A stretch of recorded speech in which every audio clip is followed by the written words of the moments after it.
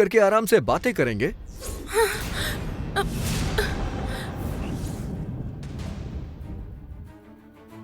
Virat, please ऐसी बातें मत करो।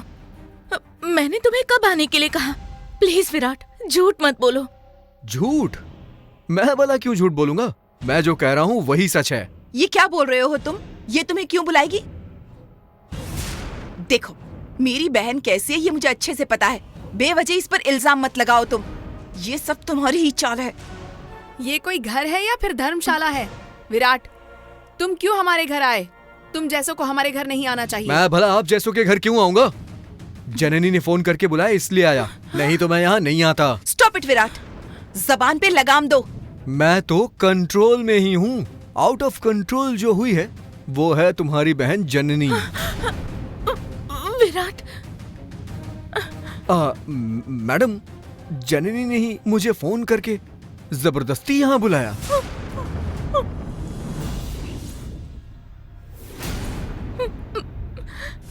तुम दोनों बहनों की इतनी घटिया सोच है, मैं ये नहीं जानती थी। वो भी लड़के को घर तक बुला लिया।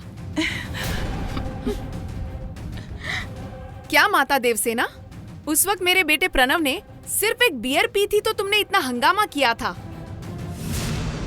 और अब तुम्हारी बहन ने जो किया है उसका क्या? अब बोलो, तुम्हारा क्या कहना है? देखो, तुम अभी के अभी इस घर से बाहर निकलो। विराट, भगवान के लिए यहाँ से चले जाओ। जननी, वैसे तुम्हें डरने की जरूरत नहीं है। मैं कौन हूँ शायद ये लोग भूल गए हैं। रॉयल राजेश्वरी की पावर ये लोग क्या जाने, बेचारे नादान है ना अभी। हाँ, पता है। रॉयल राजेश्वरी की सोच कैसी अच्छे से पता चल गया था हमें उस दिन। तुम उनके बेटे और तुम्हारी सोच भी वैसी ही है। ये आज साबित कर दिया तुमने। ज्यादा बोलो मत और निकल जाओ यहाँ से। मेरी पावर क्या है अभी देखा ही कहाँ है। जननी, अभी तो मैं यहाँ से चला जा रहा हूँ। नेक्स्ट टाइम तुम्हें मंगलसूत्र पहना के अपने साथ ले जाऊंगा।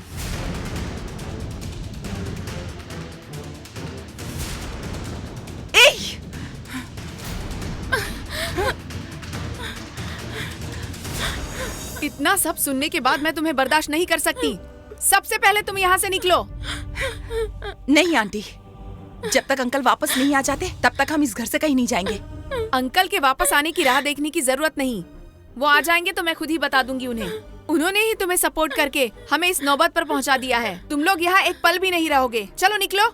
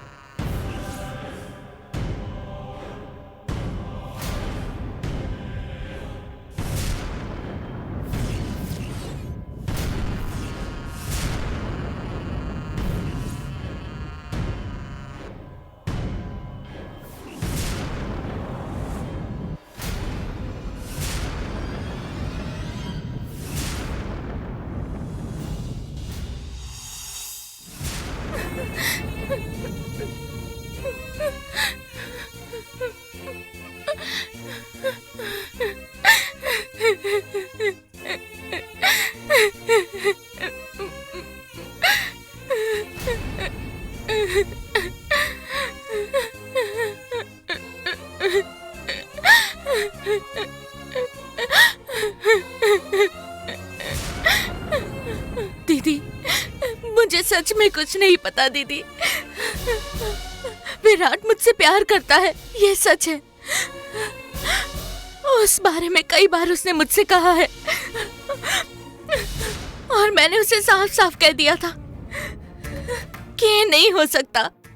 तुम्हारी माँ को और मेरी दीदी को ये बिल्कुल पसंद नहीं है। मैंने उसे ये तक कह दिया है दीदी। मैं आपकी कसम खा के कहती हूँ दीदी, वो यहाँ आकर ऐसी बातें करेगा ये मैंने कभी नहीं सोचा था। नहीं जननी, तुम्हें मुझे कुछ बताने की जरूरत नहीं है। तुम कैसी हो क्या मैं ये नहीं जानती? मैं जो सोच रही हूँ वो कोई और बात है। हमारे घर में जो कुछ भी चल रहा है ये सब अजीब सी घटना है। मैं तो उस बारे में सोच रही हूँ। दीदी, आपको मुझ पर भरोसा तो है ना दीदी? मुझे जितना भरोसा खुद पर नहीं है उससे ज्यादा तुम पर है, ठीक है? तुम हिम्मत रखो, अंकल को आ जाने दो, उसके बाद ही कोई फैसला ले पाएंगे।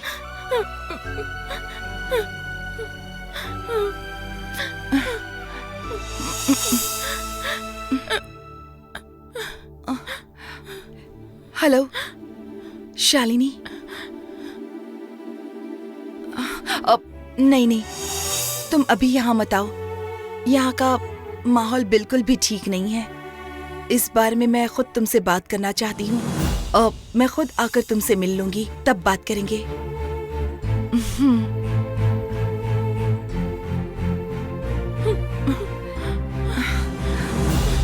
जननी, उठ जाओ, मेरी तरफ देखो, रो मत। मैं तुम्हारी आंखों में आंखें डालकर तुम्हारा ख्याल रखूंगी। वैसे वचन दिया था ना, तुम मेरी जिम्मेदारी हो। तुम्हें किसी भी चीज की तकलीफ ना हो, इसका ख्याल मुझे रखना है और ये ख्याल मैं रखूंगी। तुम फिक्र मत करो, ये सब कैसे ठीक करना है ये मैं अच्छी तरह से जानती हूँ। तुम हिम्मत रखना।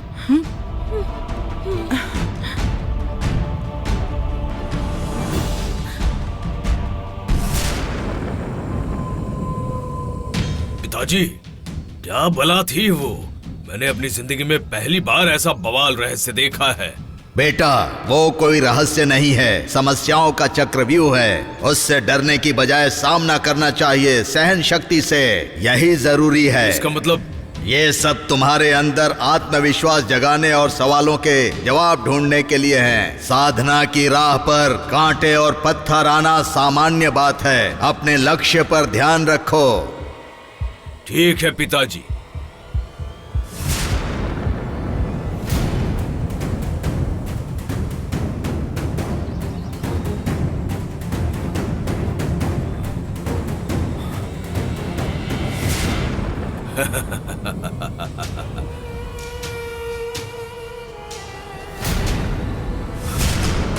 पिताजी, ये कितना सुंदर है ना? इस पर भरोसा मत करो। जो आंखों से दिखाई दे वो हमेशा सच नहीं होता। ये सच नहीं है। अपनी आंखों पर से पर्दा हटाओ, अपनी अंतरात्मा को जागृत करो।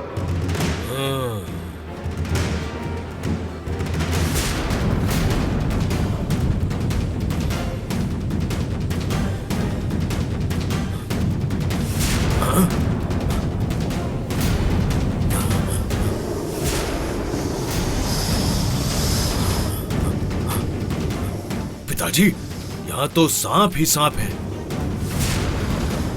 हाँ, यहाँ पर कुछ भी सत्य नहीं है। दूध जहर बन सकता है, घास सांप बन सकती है। अपना हर कदम बहुत संभल कर रखना, हर क्षण चौकन्ना रहना।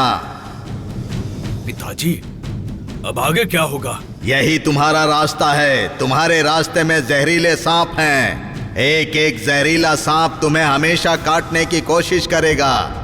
वो सांप असली सांप हैं। गलती से उनके ऊपर पैर मत रख देना। अगर किसी के ऊपर पैर पड़ जाए तो वो तुम्हें काट लेंगे और तुम्हारी मौत हो जाएगी। सांप हमें ना काटे और हम सांप को ना छू पाए, लेकिन यहाँ सुई बराबर भी तो जगह नहीं है पिताजी। तुम उन्हें बहुत ध्यानपूर्वक देखना। तुम्हारा रास्ता अपने आप दिखाई देगा। आगे पैर बढ़ाने से पहले सोच लेना। आगे बढ़ने के बाद पीछे मत आना। ठीक है पिताजी। जो एक बार आगे कदम बढ़ा दे उसे ही साधक कहते हैं, और वही जीतता भी है। साधकों को गुरु साधना का ही रास्ता है और उसे पूरा करना ही एक लक्ष्य है।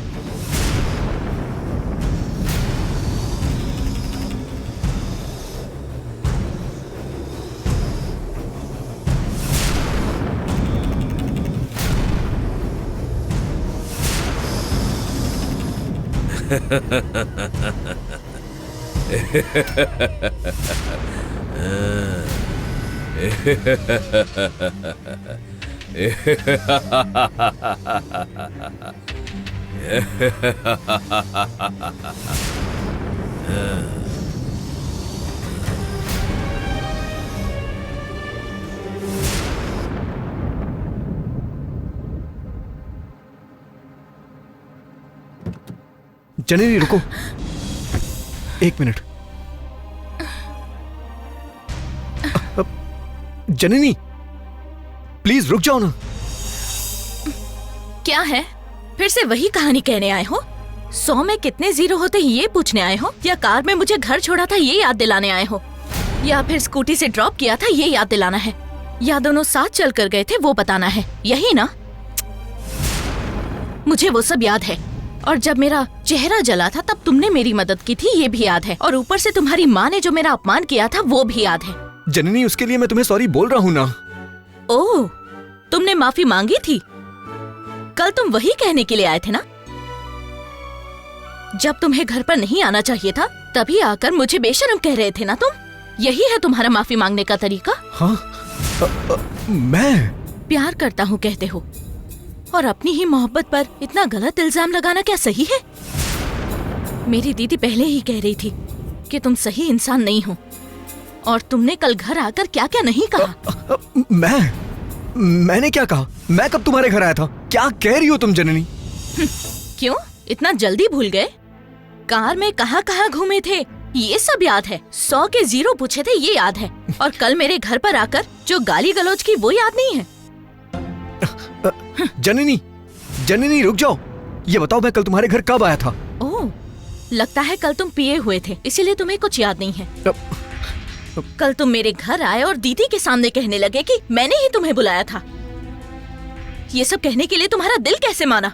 अरे मैं सच कह रहा हूँ जननी, कल मेरे एम्प्लॉय सोसाइटी का एनुअल डे फंक्शन था, मैं पूरा दिन वहीं था, तो फिर मैं तुम्हारे घर कैसे आ सकता हूँ? ओह, ऐसा झूठा सबूत दिखाकर बचना चाहते हो? कल को अगर हम कंप्लेंट कर देते तो क्या होता? जननी प्लीज, मैं ऐसी घटिया हरकत नहीं कर सकता हूँ, वो भी तुम्हारे साथ कभी नहीं। कल मैंने देख लिया कि तुम कैसी हरकत कर सकते हो। भगवान के लिए आइंदा मुझे अपनी शक्ल मत दिखाना प्लीज। जननी रुक जाओ प्लीज।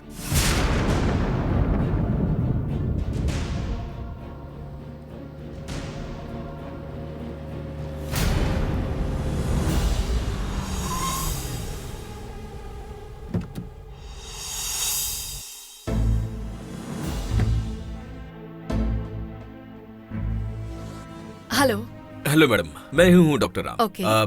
आपको आने में कोई परेशानी तो नहीं है? ऐसी कोई बात नहीं है, कोई प्रॉब्लम नहीं हुई। लोकेशन आपने सेंड कर ही दिया था तो इजीली पहुंच गई। ओके। कहिए, आपने इतने अर्जेंटली आने के लिए क्यों कहा? एक मिनट,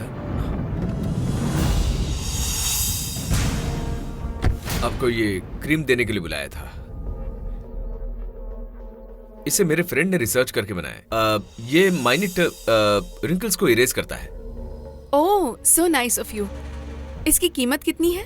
अभी तक ये मार्केट में नहीं आया है, लेकिन ये डिमांड वाला प्रोडक्ट है।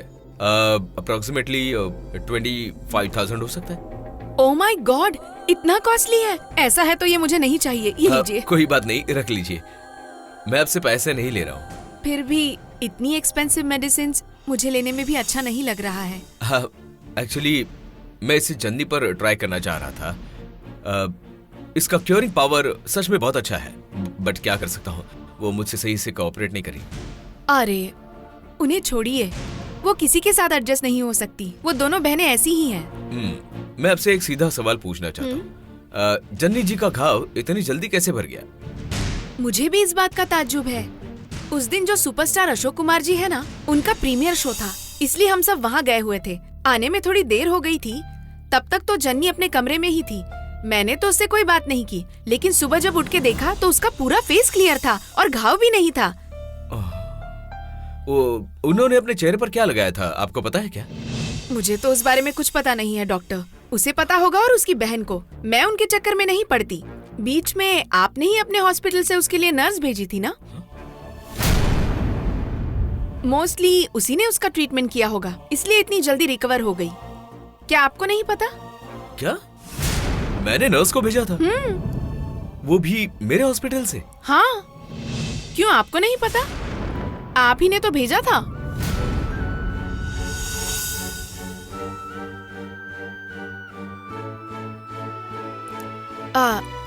ठीक है, लेट हो गया, अब मैं चलती हूँ। मेडिसिन देने के लिए बहुत बहुत शुक्रिया।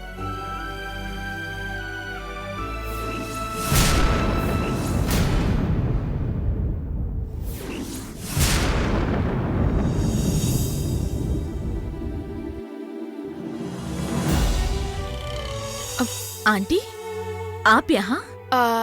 वो मैं डॉक्टर राम से मिलने के लिए आई थी। किस लिए?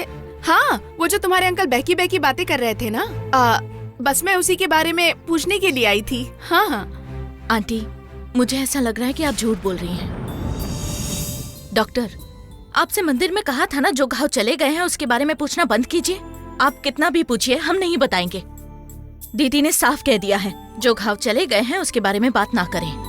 ये बात सिर्फ मुझ पर नहीं, पूरी फैमिली पर लागू होती है। आप मुझे गलत समझ रही हैं जननी जी, चाहे आप हो या आपकी फैमिली को। I mean, no harm, believe me. देखिए डॉक्टर, उस वक्त आपने मेरा ट्रीटमेंट किया, उसके लिए सच में थैंक्स। अब हमें हमारे हाल पर छोड़ दीजिए प्लीज। जननी जी, आप समझ क्यों नहीं रही है? ये एक मेडिकल मिरेकल है। इसके बारे में जानने के बाद लाखों पेशेंट्स की मदद हो सकती है। देखिए डॉक्टर, आप पढ़े लिखे हैं, मुझे लगा था एक बार कह दूंगी तो आप समझ जाएंगे।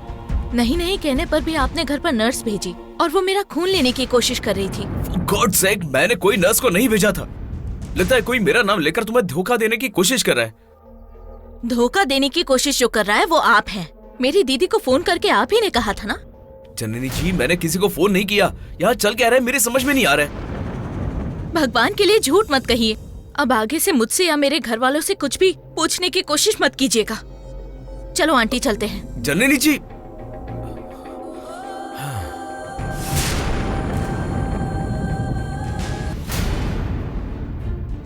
बहुत सालों बाद मुझे मेरी बहन मिली। मैं बहुत खुशी खुशी उसे अपने घर लेकर आई। घर में छोटे मोटे झगड़े तो होते रहते थे। वो एक आश्रम में पली बड़ी लड़की है और ये शहर का माहौल है। ऐसे सब झगड़े आम बात है सोचकर मैं चुप रही। लेकिन अभी कुछ दिनों से मैं जिस पर यकीन नहीं कर सकती थी, ऐसी घटनाएं हो रही हैं।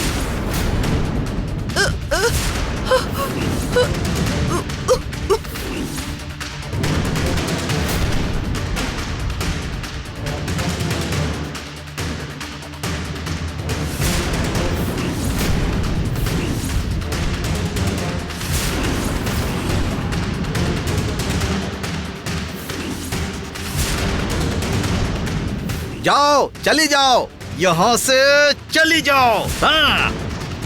तुम दोनों बहनों की इतनी घटिया सोच है, मैं जानती नहीं थी।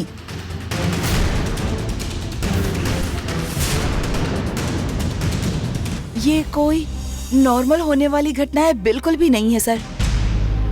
मुझे ऐसा लगता है ये सब कोई नॉर्मल या फिर इसके पीछे कोई नेगेटिव एनर्जी तो नहीं है। ये सब सोचकर मैं यहाँ पर आई। मुझे इसके बारे में जानना है। Hold the hands.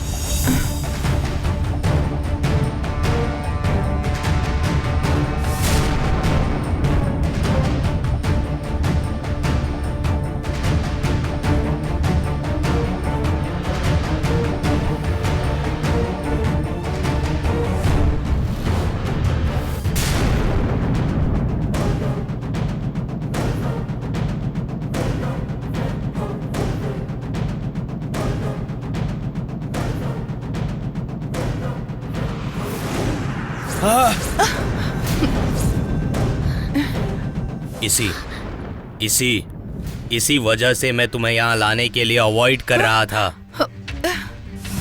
देखने पर उसी तरफ जवाब दिखाई दे रहा है। किस तरफ सर? नहीं, मुझसे और एक गलती हो नहीं। अब तुम यहाँ से चली जाओ। सर, मैंने आपको तब भी कहा था और अब भी कह रही हूँ, मेरे सवालों के जवाब जब तक नहीं मिलते मैं यहाँ से नहीं जाऊंगी, भले ही मैं रहूं या ना रहूं।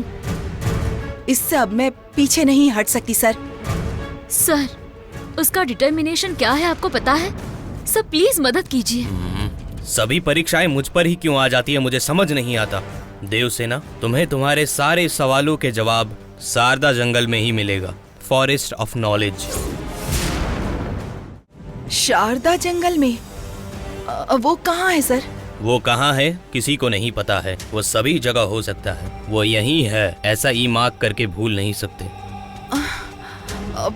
तो फिर हम वहाँ कैसे जा सकते हैं? कहीं से भी जा सकते हैं, दुनिया के किसी भी कोने से शारदा जंगल में जा सकते हैं। पेड़ पौधे, पहाड़, गुफा, नदी, ये सब शारदा जंगल की एंट्री पॉइंट हो सकते हैं। मैं कुछ समझी नहीं। देखो यहाँ, यहीं से वहां जाने का मार्ग है। यह एक पेड़ पे मार्ग है। तुम इस पेड़ के जरिए शारदा जंगल में प्रवेश कर सकती हो। अभी तक बस कुछ ही लोग इस चिन्ह को ढूंढकर उस जंगल के अंदर प्रवेश कर पाए हैं। Only few are allowed, नहीं तो ये फिर नहीं हो सकता। इसका मतलब वहाँ हर कोई नहीं जा सकता? नहीं, only a selected few। लेकिन सर, हम जा सकते हैं या नहीं, यह हमें कैसे पता चलेगा? वो शारदा जंगल डिसाइड करता है। देखो, यहाँ ये पेड़ और वहाँ एक मार्ग दिखाई दे रहा है। इसका मतलब ये शारदा जंगल में जाने का ही एक गेट है। शारदा जंगल में जो जाना चाहता है उन्हें छत्ते में हाथ डालना होगा। हाँ? जिसकी एंट्री होनी है उसे जंगल खुद खींच लेगी, और जिसे परमिशन नहीं है उसे मधुमक्खी काटती है। तुम लोगों ने कई जगह सुना होगा, मधुमक्खी के काटने से मर गया। कुछ दिन पहले एक आदमी शारदा जंगल में जाने की कोशिश कर रहा था, तभी मीडिया वालों ने खबर फैलाई कि एक आदमी मधुमक्खी के काटने की वजह से मर गया। असली सच क्या है उन्हें कैसे पता चलेगा? It's very risky. तुम अच्छे से सोच लो। सर, क्या वो पेड़ बेंगलुरु में है? वो तो बहुत जगह पर है, उसे ढूंढना होगा। सो मेरा पहला असाइनमेंट वो पेड़ कहाँ है उसे ढूंढना होगा। ओके।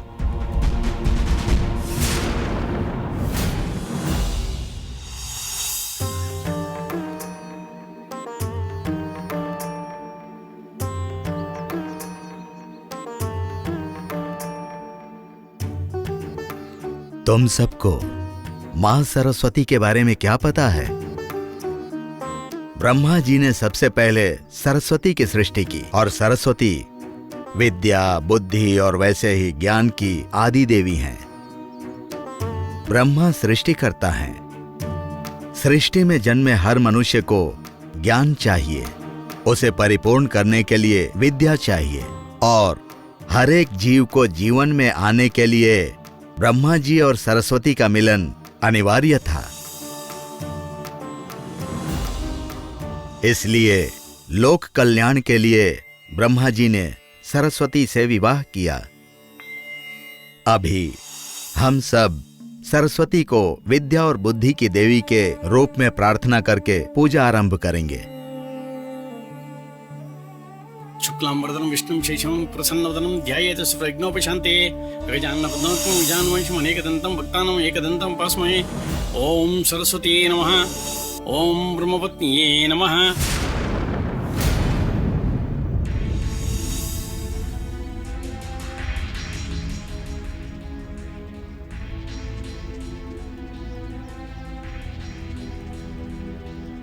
ओम ब्रह्मपत्न्ये नमः।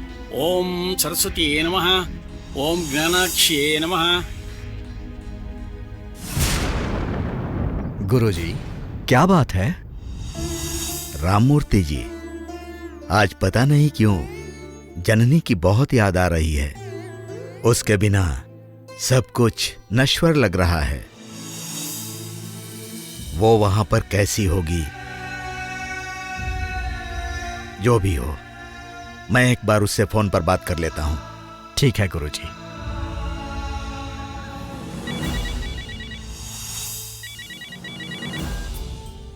हाँ कहिए गुरुजी। जननी, कैसी हो बेटी? तुम्हारी याद आ रही थी, इसीलिए हालचाल के लिए फोन किया। अच्छी हूँ गुरुजी। मुझे लगता है कि तुम अभी रो रही हो बेटी। क्या हुआ है बेटी?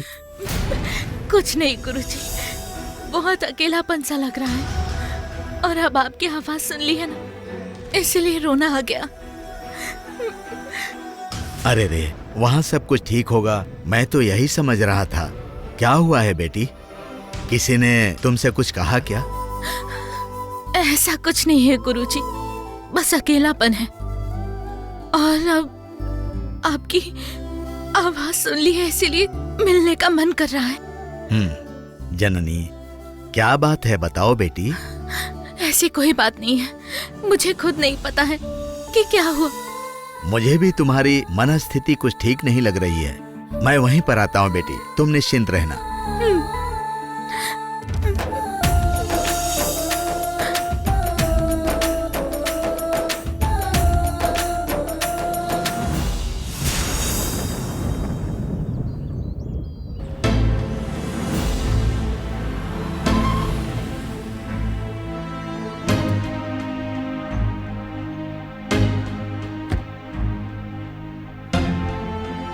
Hello Vilasini madam. हेलो। अब कैसे है पुरुषोत्तम सर? सब कुछ ठीक है, अंदर Yes. आइए।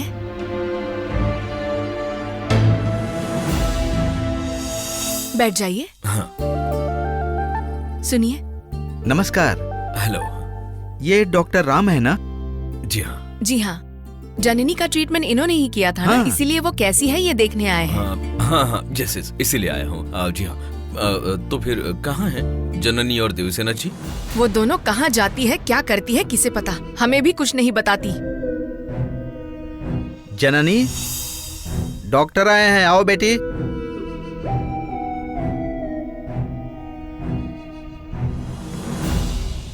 हाय। अंकल, क्या हुआ बेटी? उस वक्त जब मुझे डॉक्टर मिले थे तभी उनसे कह दिया था कि घाव के बारे में ना पूछें। मैं इसके बारे में कुछ नहीं बता सकती। फिर भी कुछ जानना है तो दीदी से बात कर लेना, ऐसा कहा था। फिर भी ये मुझे ढूंढते हुए घर तक आ गए, इसका मतलब मुझे समझ नहीं आया।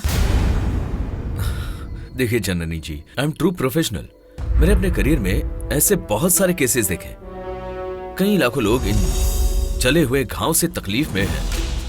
आपने जो यूज किया है, कोई घर की चीज या फिर जड़ी बूटी है, वो मुझे बताइए। इस वजह से पूरी सोसाइटी पर आपका एहसान होगा, प्लीज। देखिए डॉक्टर, हमें इतना बड़ा फॉर्मूला बनाने का कोई ज्ञान नहीं है। हमने कोई दवा भी नहीं बनाई है और उसका उपयोग भी नहीं किया है। देखिए डॉक्टर, आप मुझसे जितनी बार भी पूछेंगे मेरा जवाब वही होने वाला है। हमने कुल देवता को भोग लगाया और घाव चले गए। ये बात मेडिकल साइंस नहीं समझेगा, पर ये सच है। आप चाहे तो बस इसे एक मेडिकल मिरेकल कह सकते हैं। अंकल, मुझे कॉलेज जाने के लिए देर हो रही है, मैं चलती हूँ। ठीक है बेटी। ठीक है, अब मैं चलता हूँ। हाँ चलिए डॉक्टर।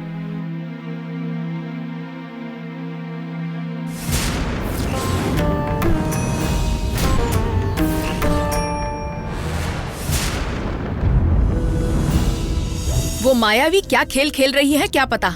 उसे क्यों नहीं बता देते?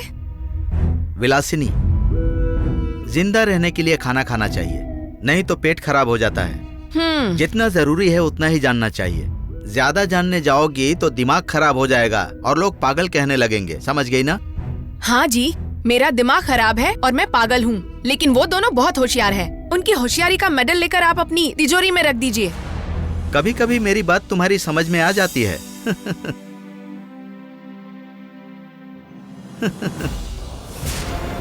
तारामंडल में बसे हुए वो ऋषि कश्यप, अत्रि और वशिष्ठ बिल्कुल शांत स्वभाव के थे। विश्वामित्र की साधना की पीठ से ऊपर जाओगे तो गौतम जमदग्नि के गुस्से से कैसे दूर रहे, ये सीखना आवश्यक है। अंत में भारद्वाज के आशीर्वाद के बिना आगे बढ़ना संभव नहीं है। ऋषि लोग आएंगे पिताजी। वो सभी ब्रह्म ऋषि हैं और वो सब तारामंडल में बस गए हैं, इसीलिए आकाश के वो नक्षत्र बन गए हैं। नक्षत्र बनकर वो हमें रास्ता दिखाते हैं और आगे का रास्ता हमें वही दिखाएंगे। इतने घने कोहरे के बीच आकाश में कौन सा नक्षत्र दिखाई दे रहा है पिताजी? ऋषियों के लिए शिष्टाचार बहुत आवश्यक होता है बेटे। केवल भक्ति ही नहीं, शिष्टाचार से ही उन्हें प्रसन्न किया जा सकता है। ध्यान लगाकर अपने अंदर प्रतिभा जगाओ और उन सप्त ऋषियों को याद करो। जैसा आप कहें।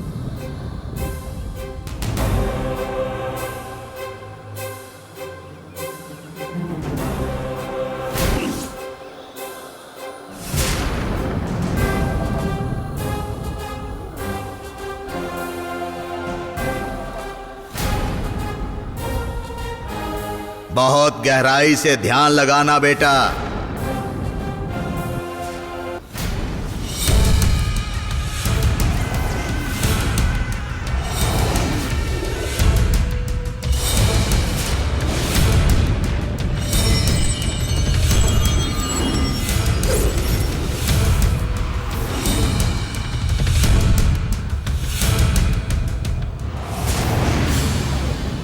देखो बेटा, वो सप्तऋषि पत्थर का नाग बनकर हमें किस दिशा में जाना चाहिए रास्ता दिखा रहे हैं।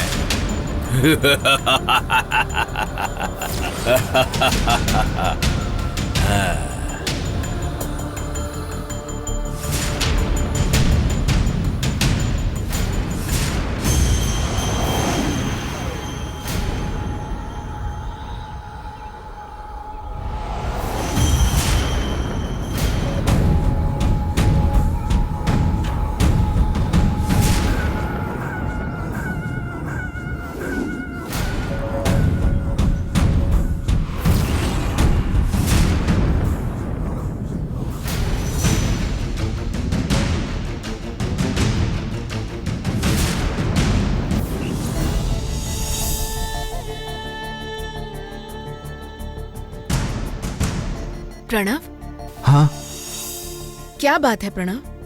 कुछ दिनों से घर में कुछ अजीब सा चल रहा है, क्या बात है?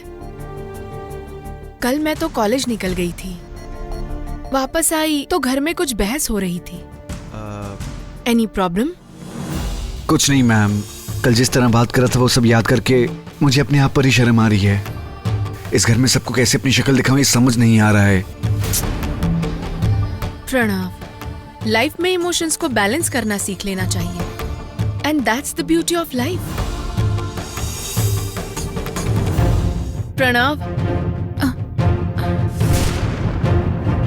ओह गॉड, क्या बात है जननी, क्या हो रहा है? प्रणव इतना दुखी क्यों है? भगवान के लिए इस बारे में कुछ मत पूछिए। रिश्तों से भरोसा ही उठ गया है। कभी तो लगता है कि हम जी ही क्यों रहे हैं। जननी, समस्याएं हर किसी की होती है, उसके लिए तुम इतना दुखी मत हो। जो हो गया उसे भूल जाओ। बार बार उसी के बारे में सोचने से वो बदल तो नहीं सकता ना। बस एक दिन में तुम्हारा चेहरा कितना मुरझा गया है। जब देखो तब हंसते खेलते रहने वाली जननी कहाँ है और ये जननी कहाँ? तुमने अपना चेहरा आईने में देखा है कैसा हो गया है? आओ देखो कैसा हो गया।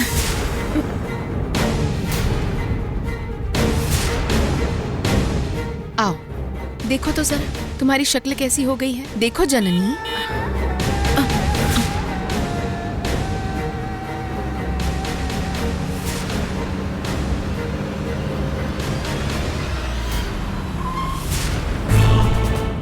गुरुजी। जननी, लगता है तुम्हारे घर पर कोई आया है। मैं गेस्ट हाउस में जा रही हूँ, मैं बाद में मिलती हूँ। ठीक है मैडम।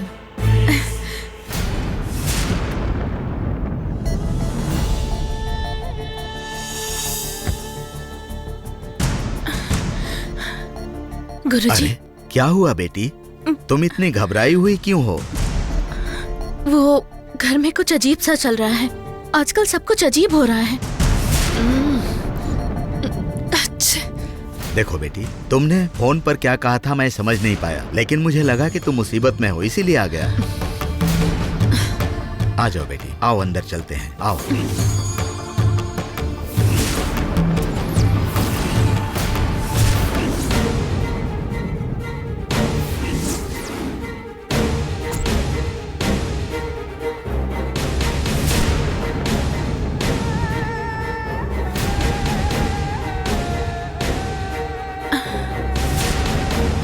गुरुजी, क्या हुआ? इस घर में कोई बुरी शक्ति है मुझे लगता है। आओ बेटी। दीदी, दीदी। गुरुजी, नमस्ते। भगवान तुम्हारी रक्षा करे। बैठिए ना। भीमा, भीमा, गुरुजी आए हैं, इनके लिए छाछ लेकर आओ। देवसेना, जननी ने मुझे फोन पर बताया कि घर में कुछ मनमुटाव चल रहा है। क्या बात है? वो गुरुजी, आपको तो पता ही है, हमारे पुरुषोत्तम अंकल कभी किसी को डांटते नहीं थे। अब वो चिल्लाकर बातें करने लगे हैं और प्रणव भी वैसा ही हो गया है। हमारे घर में चारों ओर तकलीफें हैं। पहले ये लोग इस तरह का बर्ताव कभी नहीं करते थे। मुझे तो कुछ भी समझ में नहीं आ रहा है गुरुजी। जननी जहाँ रहती है वहाँ पर किसी तरह का मनमुटाव होता ही नहीं है। देखो, फिर भी इस घर में जरूर कुछ हुआ है। पहले जैसा घर नहीं है। कोई न कोई बदलाव तो जरूर हुआ है इस घर में। क्या कोई अनजान व्यक्ति इस घर में रहता है? अनजान व्यक्ति हमारे घर में? अब कोई भी नहीं आया।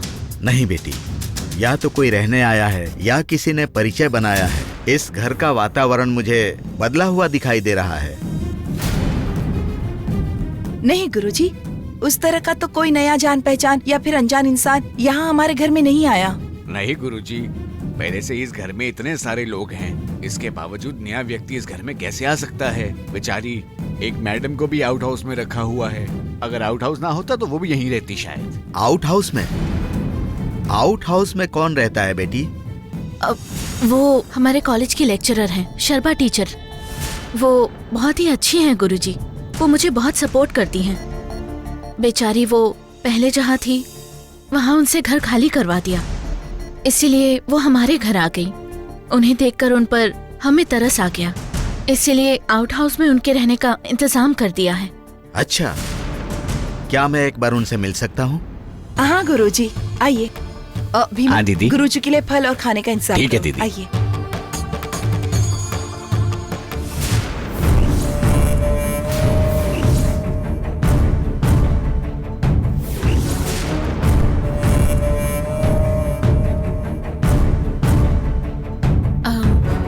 Sharma madam, madam,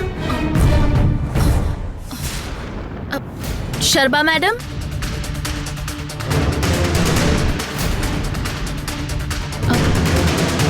Sharma madam, madam,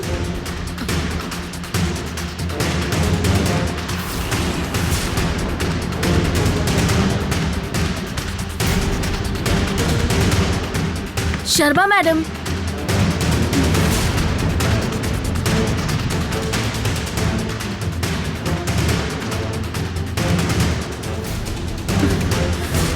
दीदी, डोर तो लॉक लग रहा है। ओह, हो सकता है वो कहीं बाहर गई हो। कोई बात नहीं बेटी, मैं उनसे बाद में मिल लूंगा। चलो आओ। ठीक है।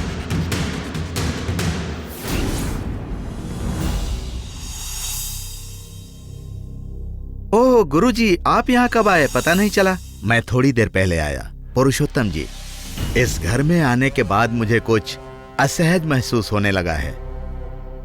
घर में तो छोटे मोटे मनमुटाव होते ही रहते हैं, बस यही बात है और कोई बात नहीं है। मैं वो नहीं कह रहा हूँ, मुझे कुछ अजीब सा महसूस हो रहा है। क्या इस घर में कोई नई वस्तु लेकर आए हैं आप लोग?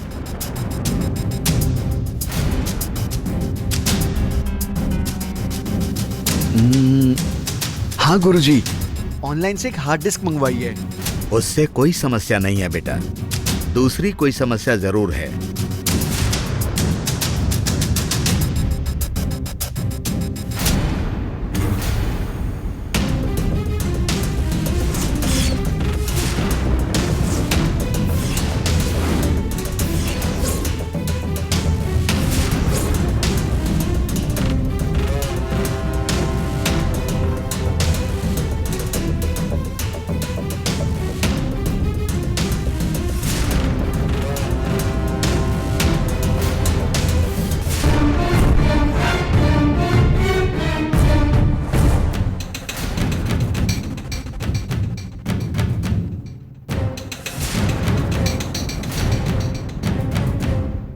ये आईना कब खरीदा आपने?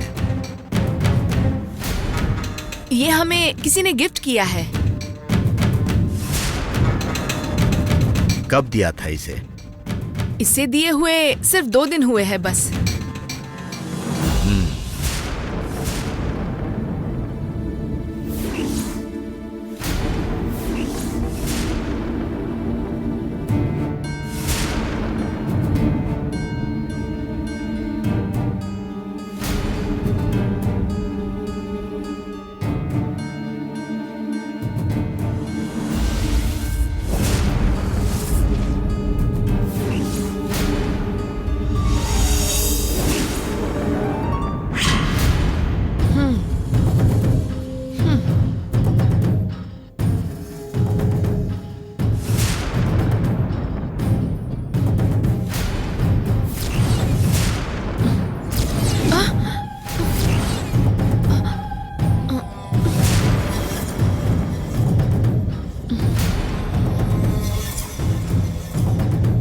पुरुषोत्तम जी, पहले इस आईने को घर से बाहर फेंकिए।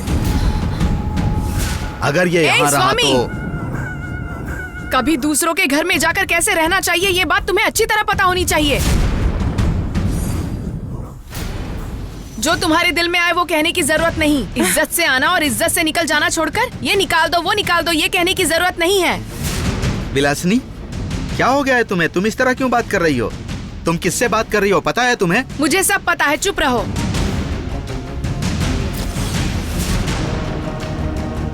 इन जैसे कई चोर स्वामियों को देखा है मैंने।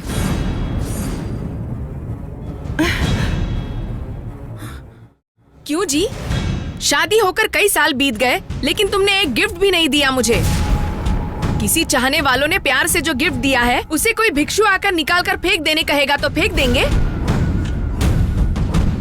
ए स्वामी, तुम उसे हाथ लगाकर तो दिखाओ, तुम्हारे हाथ काट कर फेंक दूंगी मैं। अरे चलते बनो यहाँ से और अपना काम करो। विलासिनी, तुम चुप रहो। क्या बोले जा रही हो तुम? ए जी, तुम जरा चुप रहो।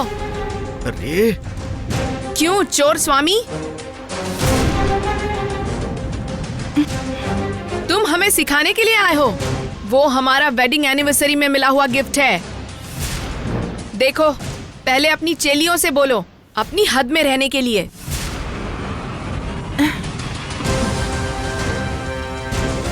एक तो ये दोनों सर पर चढ़ रही है और अब तुम आ गए हमें समझाने और इस तरह का इतना बड़ा बखेड़ा करने। तुम चुप रहो। ऐसे स्वामियों को कैसे सबक सिखाना है मुझे अच्छे से पता है। तुम बीच में मत बोलो। स्वामी जी, हमें माफ कर दीजिए। आप क्यों हाथ जोड़कर इससे माफी मांग रहे हो? विलासिनी, स्वामी जी, मेरी बीवी ने आज तक ऐसी बात नहीं की। आज ये पता नहीं क्यों गुस्से में आ गई है। इसे माफ कर दीजिए। पुरुषोत्तम जी, आप चिंता मत कीजिए। मैंने कहा था ना कि इस घर में कोई शक्ति जरूर आई है, इसीलिए ऐसी बात कर रही हैं। भगवान पर भरोसा रखिए, सब ठीक हो जाएगा। मैं चलता हूँ। ठीक है स्वामी जी। देवसेना,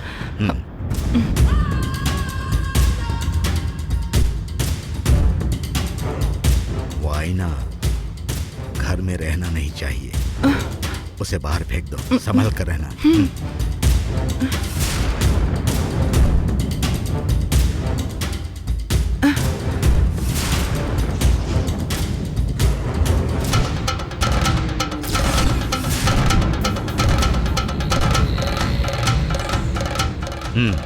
गाड़ी निकालो।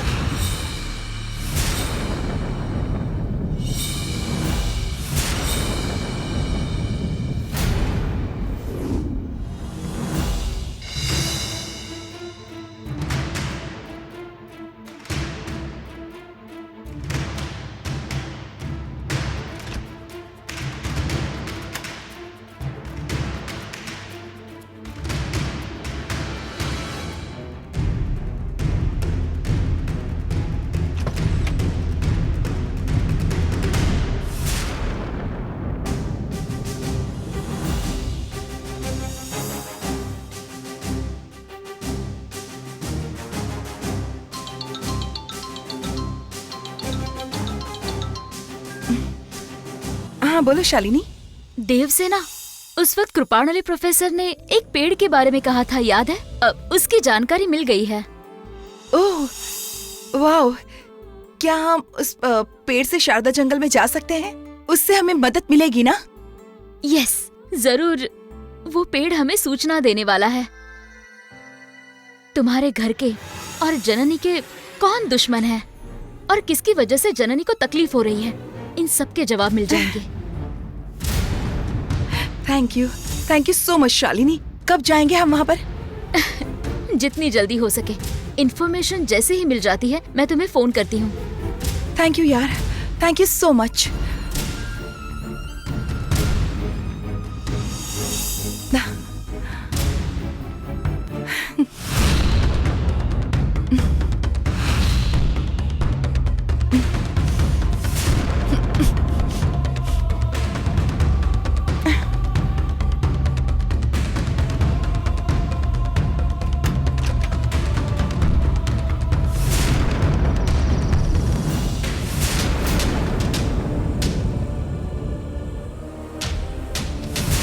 जय हो, जय हो। ये जड़ों का राजा अब से तुम्हारा गुलाम है। तुम्हारा काम जो भी हो, तुम्हारा हुक्म सर आंखों पर रखकर पूरा करूंगा। जड़ राजा, तुम कहाँ हो? मेरे सामने प्रकट हो जाओ।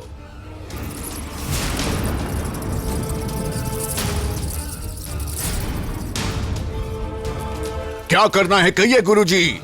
मेरे दुश्मन को बर्बाद करना है, इसलिए तुम्हारी मदद चाहिए मुझे। किस तरह की मदद करनी चाहिए गुरुजी? मुझे तो बस जननी का खून चाहिए।